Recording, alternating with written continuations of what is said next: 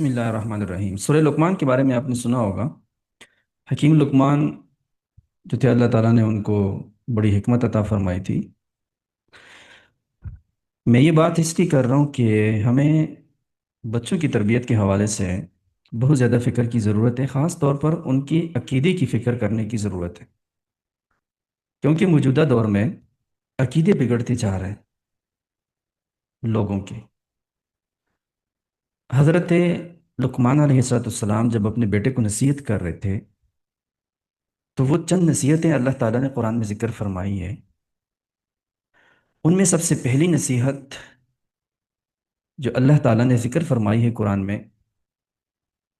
وہ یہ تھی کہ حضرت لقمان علیہ السلام اپنے بیٹے سے کہہ رہے ہیں، یا بنیا لا تشرک باللہ ان الشرک لظلم عظیم۔ اے میرے چھوٹے بیٹے، یا بنئی، اے میرے چھوٹے بیٹے، اللہ کے ساتھ شرک مت کرنا، اس لیے کہ شرک بہت بڑا گناہ ہے۔ اللہ تعالیٰ سے ہی مدد مانگنا، اگر کوئی مشکل پیش آتی ہے تو بس اللہ ہی سے مانگنا ہے، کسی اور سے سوال نہیں کرنا۔ اللہ ہی کو اپنا معبود سمجھنا ہے، وہی عبادت کے لائق ہے۔ تو قرآن میں اللہ تعالیٰ نے ذکر فرمائی یہ نصیحت ویسے نہیں، یہ میرے اور آپ کے لیے کہ ہم بھی خود اور ایسے ہی اپنے بچوں کی تربیت کریں۔ سب سے پہلے انہوں نے اللہ کے بارے میں عقیدہ سکھایا۔ انسان ہے، وہ گناہ کرتا ہے، لیکن وہ اس گناہ کو گناہ سمجھ کے گناہ کرتا ہے تو یہ شخص گناہگار ہے۔ اللہ سے معافی مانگے گا، توبہ کرے گا تو اللہ تعالیٰ اسے معاف فرما دیں گے۔ ممکن ہے قیامت کے دن بھی اللہ تعالیٰ اسے معاف فرما دے، لیکن اگر ایک شخص ہے، وہ کوئی حرام کام کرتا ہے اور حرام کام اس طور پر کرتا ہے کہ وہ اسے حلال سمجھتا ہے، تو یہ شخص بڑا خطرے میں ہے۔ کسی حرام کو حلال سمجھنے سے یا کسی حلال کو حرام سمجھنے سے انسان اسلام کے دائرے سے خارج ہو جاتا ہے،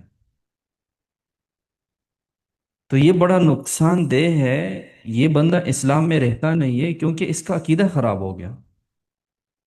کرنے والے دونوں برابر ہیں، وہ پہلا شخص بھی گناہ کر رہا ہے، دوسرا بھی گناہ کر رہا ہے، لیکن وہ پہلا والا جو ہے وہ اس گناہ کو گناہ سمجھتا ہے کہ میں اللہ کی نافرمانی کر رہا ہوں، یہ حرام کام ہے،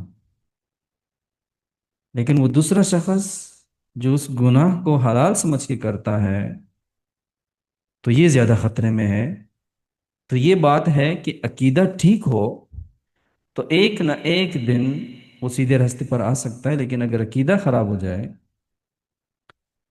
تو پھر اس کا ہدایت پہ آنا بہت مشکل ہے، کیونکہ وہ اس گناہ کو کیسے چھوڑے گا جس کو وہ حلال سمجھتا ہے؟ وہ کون سا دن ہوگا جس دن وہ یہ سمجھے گا کہ میں غلط کر رہا ہوں؟ تو اس لیے اس حوالے سے خود بھی فکر کرنی چاہیے اپنے بارے میں، اور اپنے بچوں کو بھی پیار محبت سے ان کے عقیدے کی فکر کرنی چاہیے۔ ایسے لوگوں کو ان کے سپرد کرنا چاہیے بچپن میں، جو وہ پڑھتے ہیں، قاعدہ پڑھتے ہیں، قرآن پڑھتے ہیں، اسلام سیکھتے ہیں، کہ ان کا عقیدہ خود ٹھیک ہو۔ اگر آپ صرف اسکول کے اساتذہ یا کوئی ایسی عام جگہ پہ بھیجتے ہیں جہاں کے عقیدہ کے بارے میں آپ کو کچھ بھی پتہ نہیں ہے کہ ان لوگوں کا کیا عقیدہ ہے،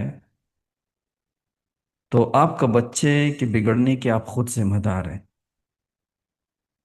جیسے آپ اس کے لیے اس کی صحت، اس کے کھانے پینے، اس کے کپڑوں کی فکر رہتی ہے، ایسی ہی ہمیں اپنے بچوں کی تربیت کے حوالے سے ان کی عقیدے کی فکر کرنی چاہیے۔